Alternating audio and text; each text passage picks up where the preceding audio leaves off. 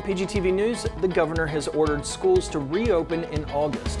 What that means for your student, that's ahead.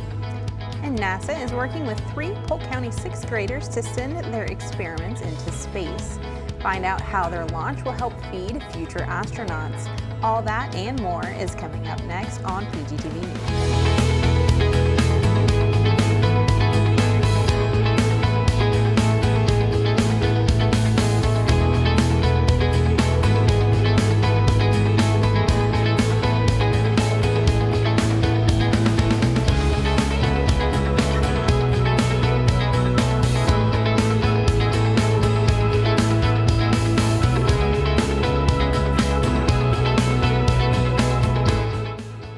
Welcome to PGTV News. I'm Tina Mann. And I'm Stephen Barnes. The National Hurricane Center says the chances have increased to 70% over the next 5 days for the next named storm to form. For now, the area of low pressure off the northeastern coast of South Carolina is just disorganized showers and thunderstorms. But unusually warm water in its expected path along the mid-Atlantic coast means it could become a subtropical or even a tropical storm. If a cyclone develops, it would be named Faye, the 6th named storm of the season and another record breaker for 2020 as the earliest F named storm. The current record holder is Tropical Storm Franklin, which formed in 2005 on July 22nd. On average, the 6th named storm doesn't usually form until early September. Leading hurricane forecasts, including those from the Federal Climate Prediction Center, AccuWeather, Colorado State University, and Weather.com, have forecasted an above-normal hurricane season, primarily because of the lack of hurricane-killing El Niño climate pattern. If predictions hold true, it will be the 5th consecutive year of above-normal activity. That beats the previous 4-year streak set between 1998 and 2001.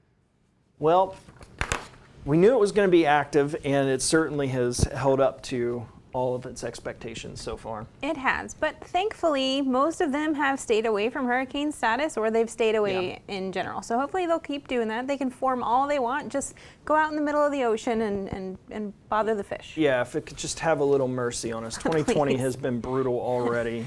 No name storms hitting but Florida this year. It's important to remember, be vigilant in staying prepared for hurricanes. Get those generators running, make sure they're functioning properly, prepare your house, make sure you have water stocked up. Do not wait until the weekend before a hurricane is supposed to hit to get your materials and supplies together.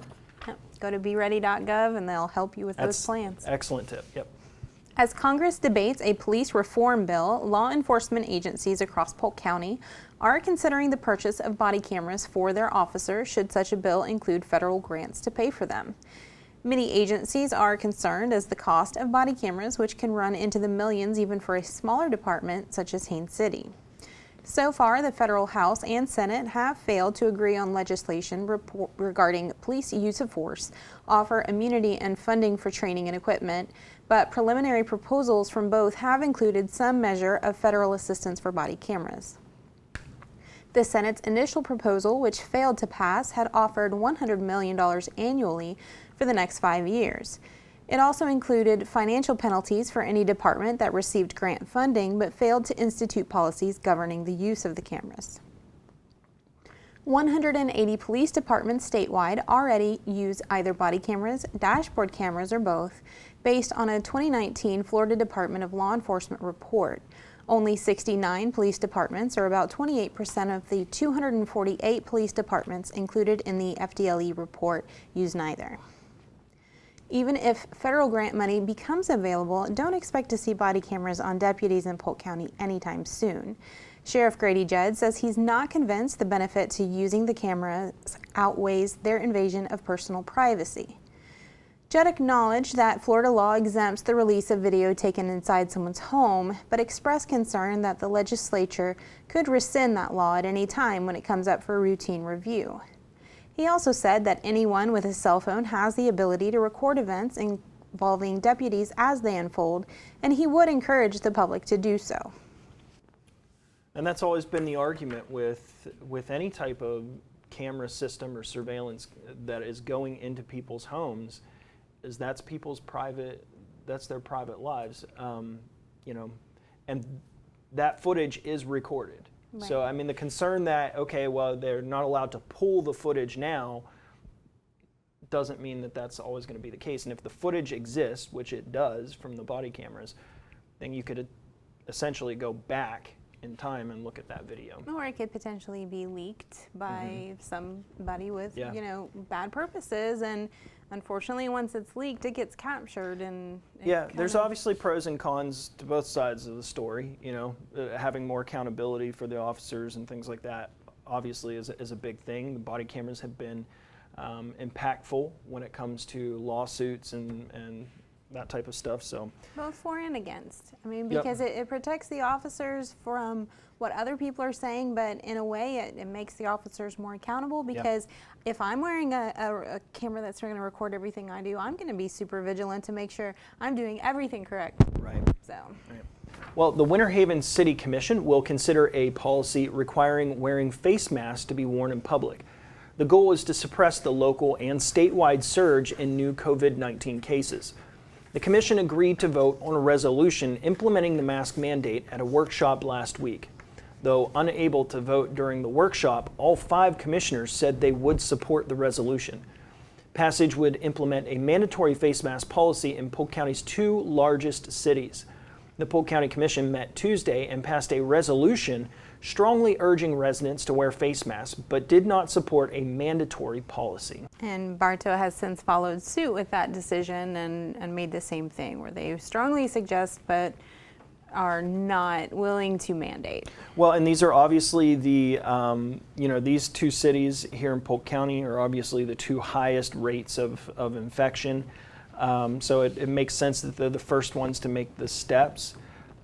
I mean, hopefully we see numbers go down from the steps that are taken and we don't have to take too many more actions further down the road. But, you know, everything's up in the air right now.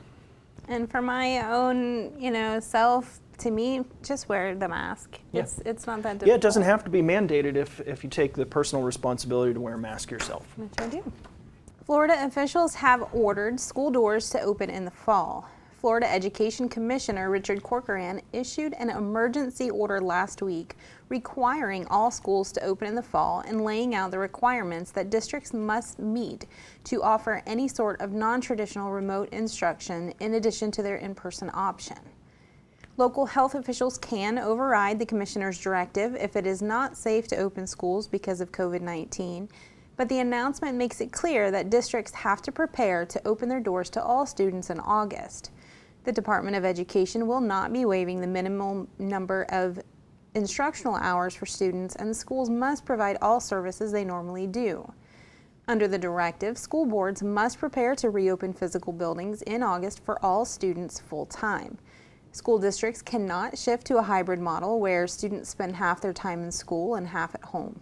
Every student must have the option of being in school 5 days per week. The only option for schools not to physically open in August is if local Department of Health officials say schools cannot open. The order significantly raises the bar for remote learning options. In the spring, as the coronavirus pandemic intensified, the Department of Education emphasized grace and compassion as schools shifted to all online learning in a matter of weeks, and the state removed several requirements districts normally follow. In the fall, schools can offer a remote learning option in addition to in-person learning, but those plans must be approved by the state and must be far more robust than they were last spring.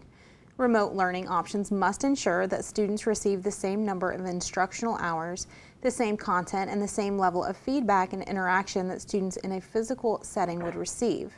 Plans must also allow students to transition off the remote plan and return to the physical setting, and must include monitoring data to demonstrate that students learning remotely are progressing. Polk schools are scheduled to open on August 10th. Well, again, this is another one of those situations where, you know, when the schools first had to deal with this, they had to find creative options and quickly.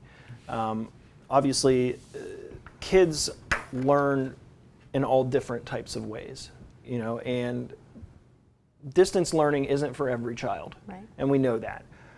So I think this is really a step towards making sure that all children are being taught in the way that is best, in the way that they best receive it. Right, and hopefully the school board at this week's session on July 14th will make a decision as to, or they'll be presenting their recommendations, so hopefully we'll find out what they recommend then. And you know, along with this, the big issue is that the schools have to be prepared to open, which doesn't just mean that the teachers have to be there and the school doors are open. It also means that they've got to find ways to implement social distancing or wearing face masks or whatever protocols that they might have, hand washing stations at every classroom maybe, or things like that that are going to help ease some of the parents' concerns about the safety in the schools. Right. All the while being able to provide the education that those kids need. It's a tough spot to be in. It really is. It really is. Well, 3 students from Navigator Academy of Leadership Charter School already have the attention of the National Aeronautics and Space Administration. Austin Harbaugh, Austin Reed, and Joey DeLise Torres each have experiments going up in a NASA zero-pressure balloon in early August or early September, weather permitting. The students are all currently 6th graders at the school. According to their underwater robotics teacher, Amet Medina, all 3 of their experiments could help astronauts live and work on the moon and Mars. Their experiments are part of the Cubes in Space program, which began in 2014 and has flown 900 experiments representing 2,200 educators and more than 21,000 students from over 73 countries. The program was founded by a STEAM nonprofit organization and is the only global competition offered at no cost for students between the ages of 11 and 18 years old to propose and design experiments to launch into space on a NASA sounding rocket and zero-pressure scientific balloon. Harbaugh's experiment is designed to analyze the effects of ultraviolet radiation on prickly pear seeds, a cactus that produces edible berries. One set of seeds will be wet and another dry. A third set of seeds will remain on Earth as a control group. The problem that we are addressing with this experiment is that astronauts need a sustainable food source that can be harvested in microgravity or extreme environments with little water, Harbaugh wrote in his proposal to NASA. Plants on Earth's surface that can survive and produce edible food with little water might be a good option to experiment if the plants can do the same in zero gravity or extreme environments. Harbaugh's proposal was so well written, NASA is now using it as an example for other student scientists to follow. This is a 6th grader. This is so cool. This is a 6th grader that is talking about horticulture in zero gravity. And it was so atmosphere. well I mean, written that he's being held up as an example, which is awesome. Yeah, that's incredible. Way to go, guys. And how about underwater robotics being taught in 6th grade? Let's give a little plug there too. I'll tell you. These guys in STEAM. It's amazing. Cool. Yep. Weber International in Babson Park will start its fall term with a new bachelor's degree program under a new department, the College of Health Professions and Sciences. The new degree will confer a Bachelor of Science in Occupational Therapy Assisting, the first such program in Florida, and is one of just a dozen similar programs in the U.S. The Weber degree is unique in the nation because it offers a minor in Health Services Administration, one of the university's existing degree programs. An occupational therapy assisting degree will allow graduates to work in a hands-on clinical practice under a licensed occupational therapist, while the minor opens a career path in management. Weber has the preliminary accreditation required to begin the program in the fall semester. Full accreditation is a process that usually takes about 2 years. Well, it's nice opening up more avenues for for students to get involved with.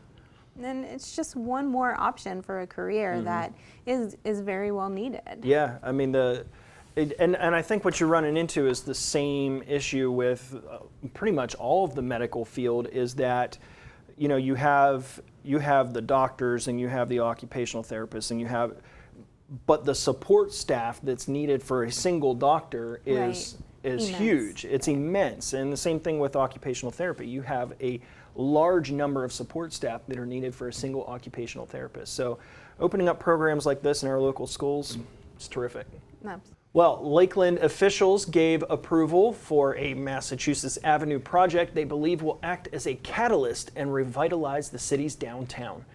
The City Commission voted last week to sell 2 vacant lots along Massachusetts Avenue for $200,000 to a limited liability company partnership proposing a mixed-use development just north of the Lakeland Police Department. The plan is to build 156,900 square feet of commercial, office, and residential space, including up to 120 apartments. Early renderings depict buildings modeled after Hotel Thelma, a city landmark built in 1913 that stood at Kentucky Avenue and Lemon Street. The city's sale agreement comes with some conditions. The city will waive nearly $140,000 in fees, but the developer must acquire the former Greyhound station for proposed Phase 3 of the project. and Lakeland continues to grow. Yeah, there's a lot going on, and of course they've been building the housing units there right off of Massachusetts as well, just a little bit further back. So that little area there by the police station and City Hall, that's really going to be a hub. It will, and it's fantastic for downtown because they have done such a good job over the last 15 years of revitalizing it and making it, commuter friendly and pedestrian friendly, and this will just, serve to bring in more people and bring in more business and hopefully be good for the economy. Right, and I think one of the things that Lakeland is seeing is that in some of their, there's been a lot of sprawl that has happened in the Lakeland area as it expanded further out with single family homes and things like that. But now they're bringing it back in and they're creating more density in the downtown area, which is going to be better for, like you said, transportation. It's going to be better for living spaces and all the commerce that's going to happen down there. It's a very interesting build out, going from what Lakeland used to be, which was center hub, building out, and now they're coming back to that center hub idea. That's fair. Thanks for watching PGTV News. The board review is coming up, but first, one package delivery driver is getting some thanks during the pandemic from the neighborhood he's delivered for 13 years. Take a look. Break, break, break, break, break, break, break, break, break, break, break. I've been with UPS for 30 years. The responsibility of taking care of a family. I'm the type of guy who gets out there and does whatever I need to do to make that happen.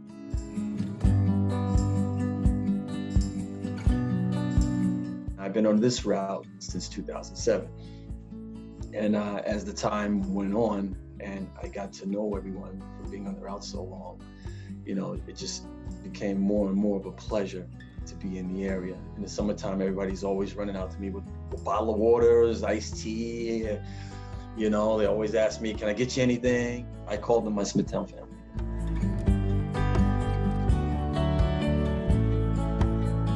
Even when we first moved to the neighborhood and I had a new baby, I remember my formula used to get delivered to the house, and the boxes were heavy.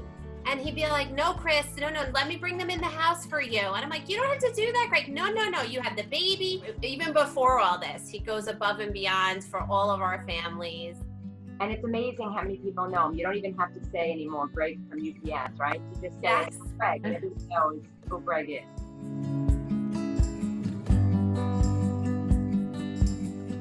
In New York, we were the epicenter of the pandemic. So Greg was the one that was out working long hours, 6 days a week. And even with that, he was still, so personable, and a smile and a wave, and what can I do for you, and how is this family? Just knowing him as well as we all do, we wanted to do something for him. I had seen him the day before, and I was like, oh, Greg, Mark, my husband, I'm like, he has something he has to give you, but he's not, he wasn't home. So I'm like, but I need you to come tomorrow. I was like, are you going to be in the neighborhood? And I said, yeah, I'm working that Friday. She said, will you be in our area around 7:30? So I says, yeah, I'll probably be around there at that time. So Friday comes, and it's 7:30, and I'm running a little behind as far as being in our area. I mean, I'm on the street before hers, but I wanted to finish that all the way down. people, were in their cars and lined up along the road waiting for him. So then I think my husband texted him. He's like, Greg, we kind of need you to come now. And he was like, oh, okay. So then he kind of followed my husband up the block. Thank you.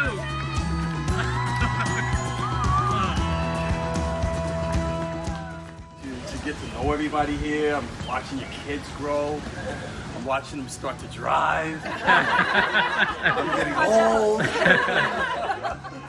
I have about another 2 years on this route, so I'm blessed to know each and every one of you. Blessed, and just thank you so much. Thank you. I had no clue that was going to happen, so I was at a loss for words. I was just totally blown away. It was just amazing. It was just amazing. I couldn't believe that they actually took the time to put something like that together for me, and I just felt just loved and cared for. And I love that it is a celebration of an everyday hero, not an athlete or an actress. These are the type of people that we should be celebrating. The ones that are out there every day, just being a good person.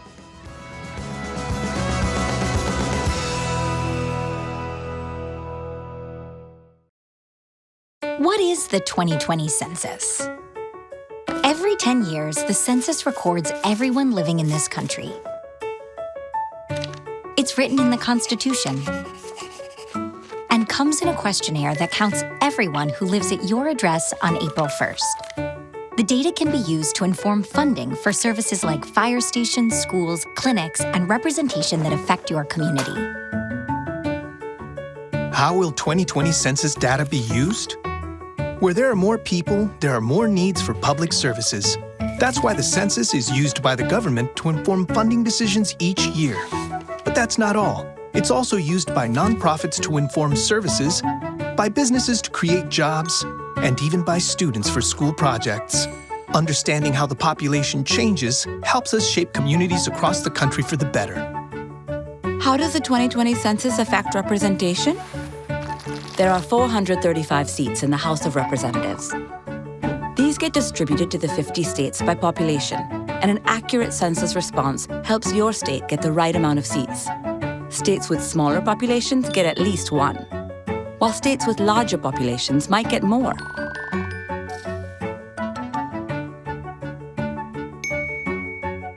How do I take the 2020 census? In March 2020, every address in the country will receive an invitation to complete a simple questionnaire, and there are 3 ways to respond. Number 1, do it online. Number 2, call by phone.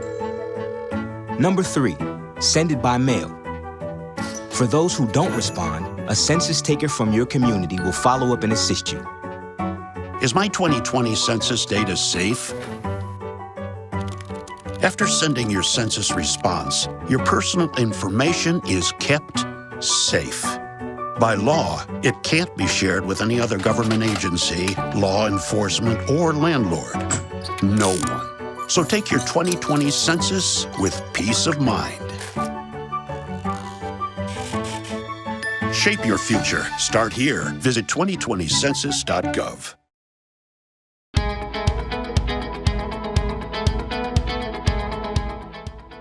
Welcome to the Board Review with news about your county government. I'm your host, Tricia Pichette. Today you'll learn about County Commission actions from the July 7th, 2020 board meeting.